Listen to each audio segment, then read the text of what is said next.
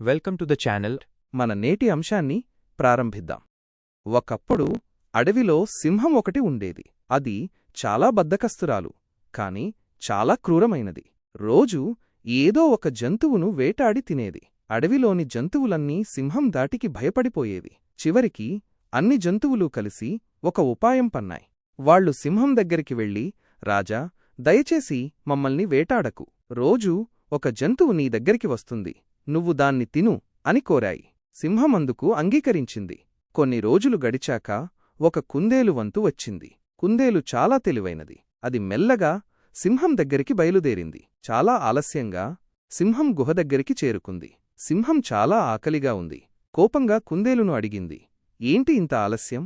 కుందేలు వణుకుతూ, మహారాజా, నేను వస్తుంటే దారిలో ఇంకో సింహం నన్ను ఆపింది. అది నేనే ఈ అడవికి రాజునంది, నిన్ను తింటానంది అని చెప్పింది.